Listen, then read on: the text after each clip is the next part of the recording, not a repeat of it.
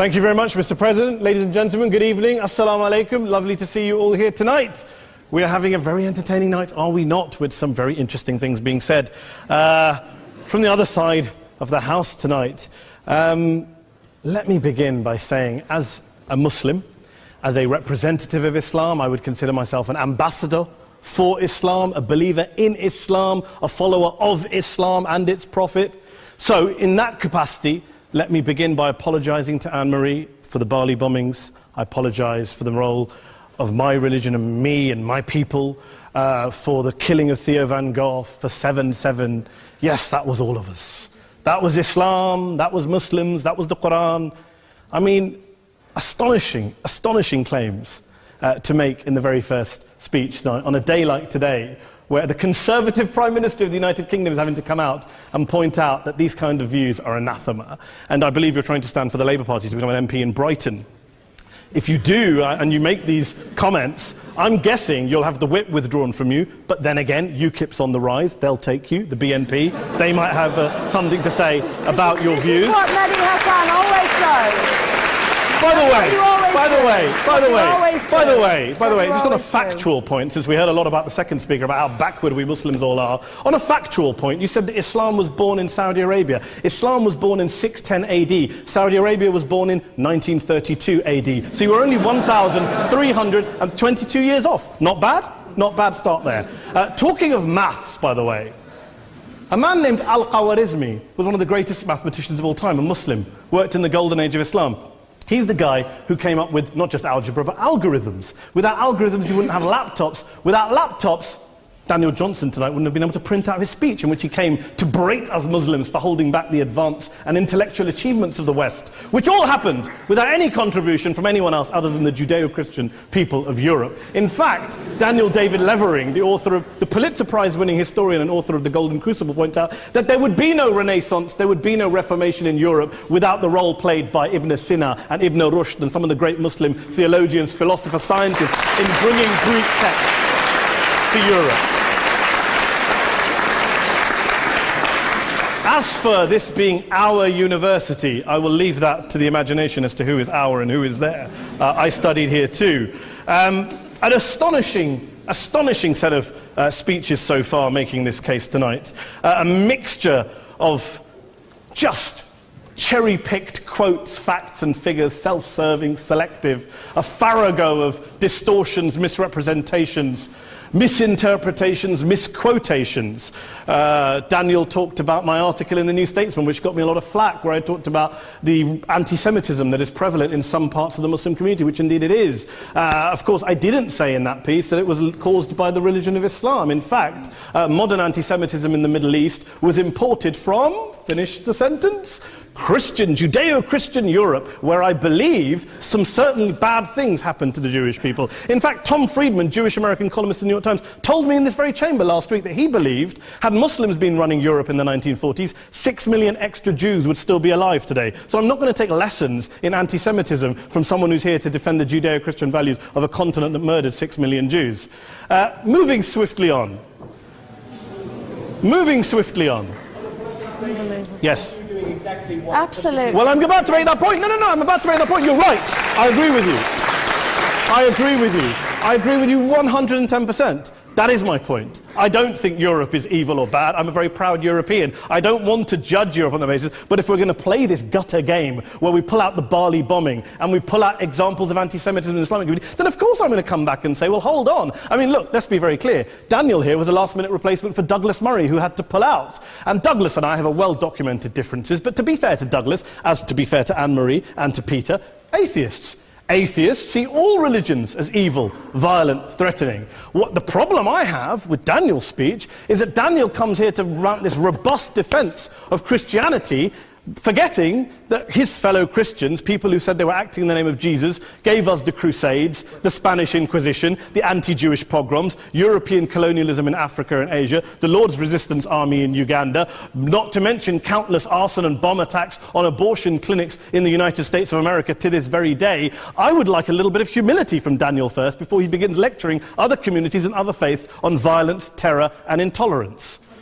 But, no thank you. Some water. But I would say this, to address the gentleman's very valid point here, I'm not going to play that game. I don't actually believe that Christianity is a religion of violence and hate because of what the LRA does in Uganda or what Crusaders did to Jews and Muslims in Jerusalem when they took back the city in the 12th or 13th or whatever century it was. I believe that Christianity, like Islam, like pretty much every mainstream religion, is based on love and compassion and faith. I do follow a religion in which 113 out of the 114 chapters of the Quran begins by introducing the God of Islam as a God of mercy and compassion. I would not have it any other way. I don't follow a religion which introduces my God to me as a God of war, as some kind of Greek God of wrath, as a God of hate and injustice. Not at all. As Adam pointed out, you go through the Quran and you see the mercy and the love and the justice. And yes, you have verses that refer to warfare and violence. Of course it does. This is not a motion about pacifism. I'm not here to argue that Islam is a pacifistic faith. It is not. Islam allows military action, violence in certain limited contexts. And yes, a minority of Muslims do take it out of that context. But is it religious? We talked about Woolwich. Daniel and Anne-Marie have suggested that it's definitely religion that's behind all of this. Well, actually, what I find so amusing tonight is we're having a debate about Islam. And the opposition tonight have come forward. We have a graduate in law, a graduate in modern history, a graduate in chemistry. And, you know, I admire all of their intellects and their abilities, but we don't have anyone who's actually an expert on Islam, a scholar of Islam, a historian of Islam, a speaker of Arabic, even a terrorism expert or a security expert or a pollster, let alone to talk about what Muslims believe or think. Instead, we have people coming here, putting forward these views, putting forward these sweeping opinions. Listen to Professor Robert Pape of the University of Chicago, one of America's leading terrorism experts, who, unlike our esteemed opposition tonight, studied every single case of suicide terrorism between 1980 and 2005, 315 cases in total. And he concluded, and I quote, "There is little connection between suicide terrorism and Islamic fundamentalism or any of the world's religions. Rather, what nearly all suicide terrorist attacks have in common is a specific secular and strategic goal to compel modern democracies to withdraw military forces from territory that the terrorists consider to be their homeland." And the irony is, when we talk about terrorism, the irony is that the opposition and the Muslim terrorists, the Al-Qaeda types, actually have one thing in common. Because they both believe that Islam is a warlike, violent religion. They both agree on that. They have everything in common. Osama bin Laden would be nodding along to everything he's heard tonight from the opposition side. He agrees with them. The problem is that mainstream Muslims don't. The majority of Muslims around the world don't. In fact, a gentleman here started quoting all sorts of polls. Gallup carried out the biggest poll of Muslims around the world, of 50,000 Muslims in 35 countries. 93% of Muslims rejected 9/11 and suicide attacks. And of the 7% who didn't, they all, when polled and focus grouped, cited political reasons for their support for violence, not religious reasons. And as for Islamic scholars and what they say, well, Daniel talks about our University of Oxford. We'll go down to Oxford's Centre for Islamic Studies, get hold of a man named Sheikh Afifi al-Akiti, who is a massively well-credentialed and well-respected Islamic scholar, who has studied across the world, who in the days after 7/7 published a fatwa denouncing terrorism in the name of Islam, calling for the protection of all non-combatants at all times, and describing suicide bombings as an innovation with no basis in Islamic law. Go and listen to Sheikh Tahir al-Qadri, one of Pakistan's most famous Islamic scholars, who published a 600-page fatwa condemning the killing of all innocents and all suicide bombings unconditionally without any ifs or buts. There's nothing new here. This is mainstream Islam, mainstream scholarship, which has said this for years. You don't go out and kill people willy-nilly in the high street or anywhere else, on a bus or a mall, based on verses of the Quran that you cherry-pick without any context, any understanding, any interpretation, or any commentary. Point of information. Please. Well, it doesn't happen apparently. I didn't say it doesn't happen at all. I never said it didn't happen. I don't blame Islam. Yes, it's a very good point. And a lot of us are campaigning against that. And we're campaigning against it in the name of Islam. We're campaigning against it in the name of various interpretations of Islam. Anne-Marie comes and scares us with her talk of Sharia law. I would like to see the book of Sharia law. It doesn't exist. People argue over what Sharia law is.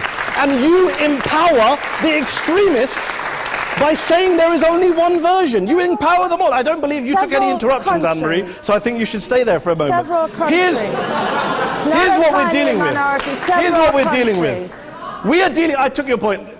Here we are dealing with a 1400-year-old global religion, followed by 1.6 billion people in every corner of the world, a quarter of humanity, of all backgrounds, cultures, ethnicities. And yet the opposition tonight wants to generalize, stereotype, smear in order to desperately win this debate. And here's my question, if we're going to generalize and smear. If, okay, people say yesterday's bombers, and we've got to be careful, there's a trial going on, were yesterday's attackers, motivated by Islam? Big debate. I don't believe they were. Let's say they were. Let's say Faisal Shahzad, the Times Square bomber, was motivated by Islam. Let's assume, for sake of argument, that Richard Reeves, the shoe bomber, was motivated by Islam.